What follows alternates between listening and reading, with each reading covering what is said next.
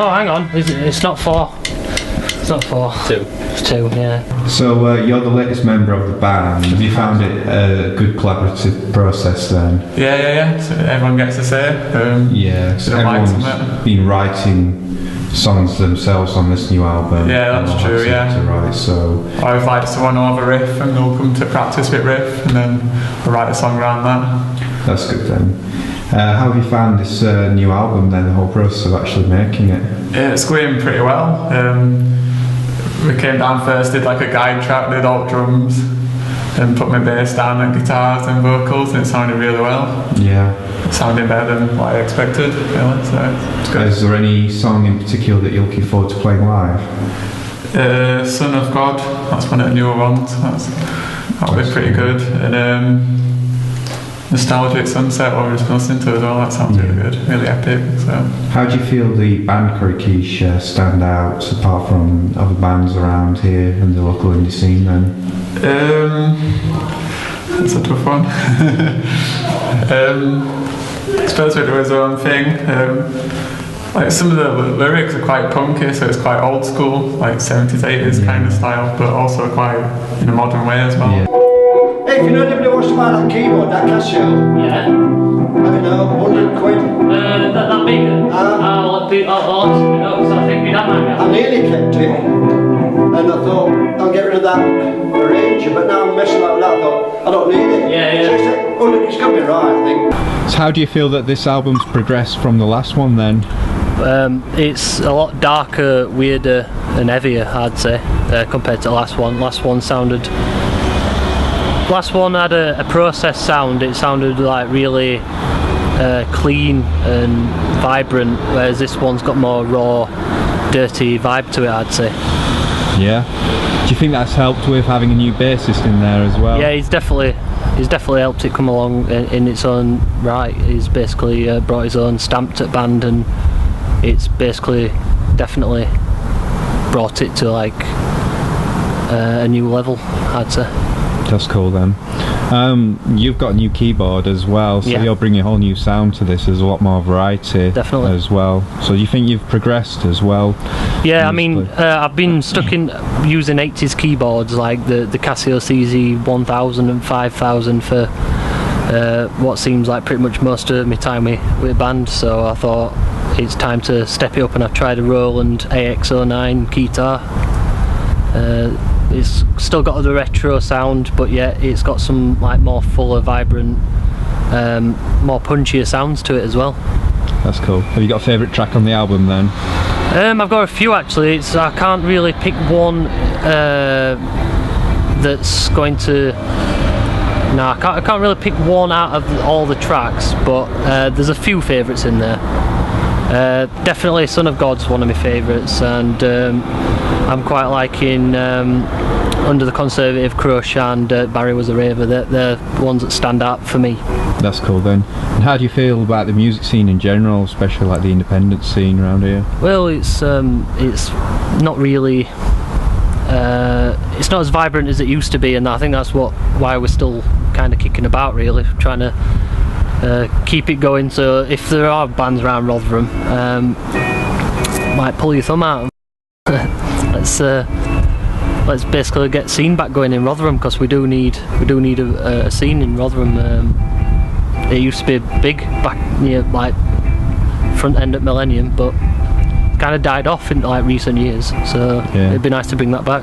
That's cool. And have you had a favourite gig recently? The best one I can remember was when we played Soyo in Sheffield. We came second in Battle of Bands, but I think the only reason that was a favourite for me is because it actually stood out. We played as Arts out that night because we did want to win, and you know we nearly got there, and you know that were a good thing. Yeah. And would you say that you're definitely a much better sounding band now, or you sound tighter? Yeah, I mean there's probably fans we're probably gonna lose because of the fact that we're not as clean sounding anymore, and we're not as just your standard kind of ska rock band. But that's not what we wanted to be in the first place. We've kind of just gone along with what sounded right at the time, and at the time it sounded right then. To us now, we've all changed, you know, opinions on what we want from band, and I think it does make sense for us to go this direction. Cracking on with recording, I thought I'd take the opportunity to do a little bit of a beer review. And we're starting off with a beer, well, I won't say we're starting off, we're only doing one beer, called Mud City Stout. And this is from a brewing company called Sadler's. Now this beer you can find in B&M in Rotherham for £1.59. That's not even £2. And if you look very carefully, that says 6.6%. 6.6%, okay? And now Sadler's a microbrewery, which means they're an independent brewer. They do their own thing. They're not mass produced everywhere, okay? They probably do quite a lot of bottled beers to get the beer about a little bit. And it's a stout, and I never used to be into stouts. It's more of an acquired taste, but I've started. I mean, this is an absolute. I've had this before, but it's an absolute brilliant drink. And just to accompany the beer, I have a glass, courtesy of my parents. When they went on holiday, they got me a little present. So here we go. Let's get this show on the road. So I'm just going to crack that open. Okay, I've dropped it earlier, so it might be a little bit frisky. Okay. Straight away, getting quite a lot from that. So I'm going to tip my glass slightly. There's no rush yet. Let's do it ever so slightly.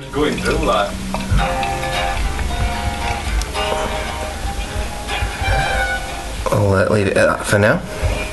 Now notice, if you want to start getting into real ales, get a glass that's got a nice wide top on it, okay? Because it allows you to get your snout in there when you're drinking it, so you can give it a good whiff, right?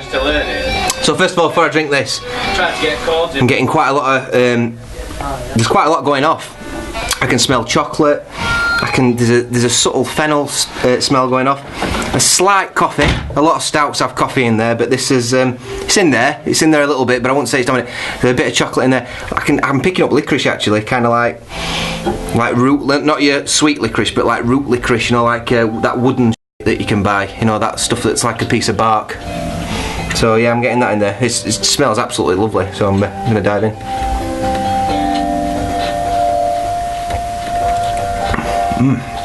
Oh, that's absolutely divine. First thing I'd say about that is it doesn't taste like 6.6%. It tastes like I'm drinking something that's probably about 4%. So be steady when you're drinking these. There's a lot going off on it.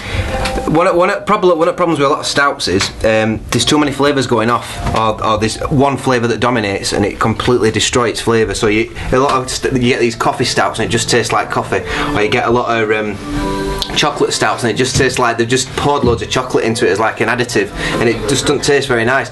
Whereas this, balance it, everything's going off there, but it's nicely balanced, it's all sort of brought in. And got a subtle bitter aftertaste going off on there.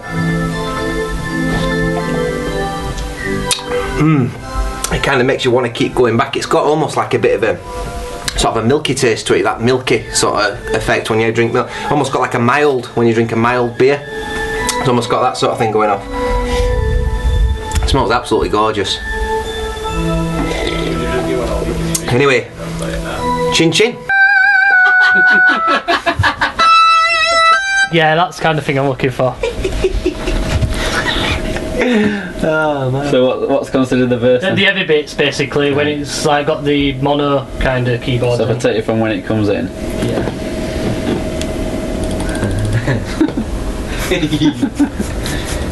With one of the things where, I mean, we had some good reviews on this last album, but I think the ones that were more critical, I think, were probably the most honest ones. Yeah.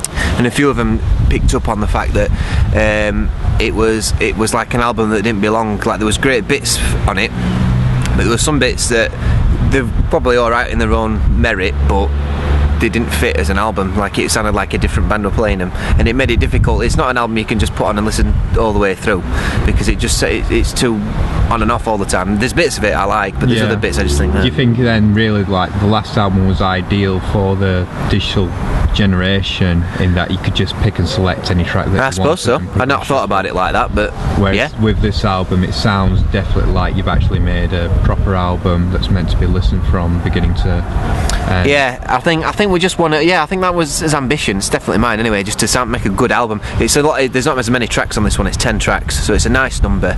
And no, there's no tracks that go beyond 5 minutes. I don't think so. There's no ones that go on and on and on. They weren't on the last one, I don't think. But yeah, I think some of the experimentation on the last album we've still got on this one, but they're all contained inside the songs a bit more. There's no little bits that we're putting on the end. Like we had quite a lot of outros and bits that kind of like felt like they were just add-ons on the end of tracks, you know, and they didn't flow as well. Yeah, so you definitely think that you're not suffering from the dreaded sophomore slump on this album then? I don't know. We'll see, won't we? We'll see. I thought, as a band, it's we're the most enthusiastic we've ever been when recording this. But you never know until you get it. When you play it back, you think, I don't know. So you never really know until you've recorded it. But I think the main key to this album is, as new bass player, we've actually got a bass player that's stuck with us, and he's actually, rather than just sitting back and saying what do you want me to play, he's actually brought his own thing into it, and he's actually dictated a couple of the songs. He wrote the riffs for 2 of the songs, so they're completely on his sort of level, or his influence, if you like, whatever you want to call it. So because he's brought that side of it into it, it amalgamates it a little bit more, and it sounds like it's not just me that's written everything, you know. And it sounds like, because Sean has written a couple, Brian's written a couple this time as well, so we've all kind of put of his influences. I think Adam wrote a riff, so although I've done probably most of the lyrics, the actual song structures and the riffs are actually written by all of us, so it's got more of an amalgamated sound, and it sounds like it sounds better, because I think when you write something, especially on the last one, it sounds like all the riffs just sounded like they were written by me, and they didn't sound as good. It sounded like and a lot of them were quite amateur, I thought, in comparison to the stuff we're doing now. I mean, we're playing a bit more out with different timings and sort of just trying to make it a bit more. Yeah, this one definitely sounds more intricate and complex than the sound anyway that's going on. Yep, we'll see. Good. Yeah, and like with your influences, other than like the political state of things and how you feel, like what other outside influences do you think? Social Decline's one of them. Yeah, I think we pick up on that quite a lot in our songs, and commercialisation and everything we hate, basically. So a lot of this album's just about rants. Yeah. You know, a lot of things that just really do us head in. You know, anything from things like mass marketing to I don't know, to adverts and things being thrown in your face, and all this verbal diarrhea that we have to put up with on a day-to-day routine. And a lot of it's bringing it back to, you know, making people human beings again, do you know what I mean, and making people actually have a personality and not being told what they're supposed to like and what they're supposed to do. You know, so it's like, it's good though, even though like there are a lot of like negative thoughts or criticisms in this album, what you got to say, it's always got a positive sound to it. Everything's always upbeat all the time with the songs. It does make you feel good listening to it. Yeah, well, we'll see. We'll see what it sounds like. That's it. And like in terms of like bands, is there anything at the moment that have like really influenced you, or like you actually like the sound of it at the moment? There's not a lot that I listen to be honest with you. There's not a lot that's new. But one album, the New Future of the Left album, is fantastic. What I like about that album is, I was talking to Sean about it earlier, is the first 2 albums, I think they did 3 albums before this one. They're good, and I love them. I love the energy in it. I love the anger. I love the rant, you know. And I think we're bringing a lot of that into our recordings, actually, in our songs. But the new one, all the way through, it keeps you interested. There's little bits and little snags, and it's kind of quite progressive sounding, actually. And I like that, without actually going off on a self-indulgent tangent. They managed to rein it in, and I think it's a super. I can't stop listening to anything else. That's what I've been listening to. I'm trying to think. I've been listening to anything else that's new. There is little bits and bobs. I can't think of anything off the top of my head. I go back to a lot of old stuff that I listen to. But I've been listening again to. I listened to the Kinks again the other day, and I've been going through a massive ELO thing again. They always keep going back into it, but in the Future of Left sound nothing like that. But that's what I love about that band, because they're new. They've got energy. They don't care what they say what they think, and the result of that, they produce original, worthy music, and that's why I like it, you know. How do you feel about being a Rotherham band then? or the music scene in Rotherham in general? Well, they're into music scene in Rotherham, and if there is, nobody knows about it. I don't think anyone knows about us, to be honest with you. I think we've got more supporters in America than we've got in England, in Rotherham. I think that there's room for a room for anywhere to have a music scene, and I think that might change, you know, a little bit. I think pubs and bars. There's one that's opened across the road. Actually, they're starting to open up musicians again. I mean, like, rather than cover bands playing the same old crap every time you listen to them, they're actually asking for original talent to play again and sort of bring customers in. You know, there's a lot of stuff like that going on. It's like the real ale thing that's going off at the moment. There's loads of breweries opening up, and loads of pubs are now selling real ales rather than just selling all the crap that they used to sell. They're now selling real ale, proper beer that you can taste that's got unique things, and that's the same with the music. You know, people want to hear something new. Yeah. They want to listen to something that's original, and So you know, they don't want to listen to the same old churned out baba. You know, like all the same covers over and over again. It's like, oh god, puts me off going out. I just want to stay in. You know. It's like game's finished. Quick pie. Yeah. Right, Baz. So you've been here a while now, and how do you find it here? Do you like it? Do you like this place that you're running? Is it like a good retreat? It's alright, it's just a bit of a hobby really. Yeah. In comparison, I mean, like, you had your other job before this, didn't you? When you had Guitar Bizarre. Oh, I had a shop, yeah, but then I'm retired basically. Yeah. So I just have this place for an office and a den. Yeah. While you've been here, is there any bands in particular that you've took interest to? Not our band, but like any other band that you thought, oh, they sound pretty good. Well, most of them sound good. Yeah. Depending on the music, isn't it? Yeah. I think so. What kind of styles of music do you think you like? It's been the styles of the bands here have been from country music up to heavy metal, Yeah. to middle of the road. So big variation, yeah. Yeah, I suppose Rotherham really. You couldn't really typecast Rotherham into a specific genre, could No, you? Like, when you think definitely not. when you think No. of Manchester, you think of like indie, don't you? That's and right. raves and that. But, Yeah, And when you think of London, you just think of general scenesters. yeah, yeah. Well, everybody's got to pursue their own sound. I think that's the key. Yeah. So everybody, I mean, one or two bands like you do, write your own songs. Yeah. So that's very important. Yeah. Very. I mean, cover bands are alright, but usually if you're a half decent band, you can do cover versions. Yeah. You know. Yeah. So what do you think to us then? I think you're a good band, very good band. Yeah. Yeah, I do. I didn't know that. I do, yeah. Alright, thanks, Baz. You had a few criticisms on his last album, didn't you? Like a few Vocals. Vocals. Vocals not loud enough. Yeah.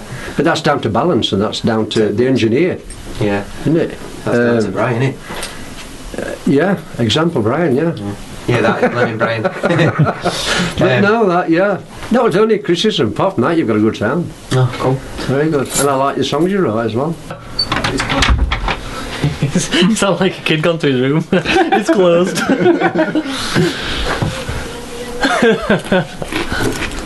Right, Steve, you should be able to hear us, but we can't hear you at a minute. How do you think it's sounding so far then, Bri? Sounds good, yeah. I think it's sounding better already than the last one. Yeah, it sounds a lot more polished. Still raw at a minute, but potential's here.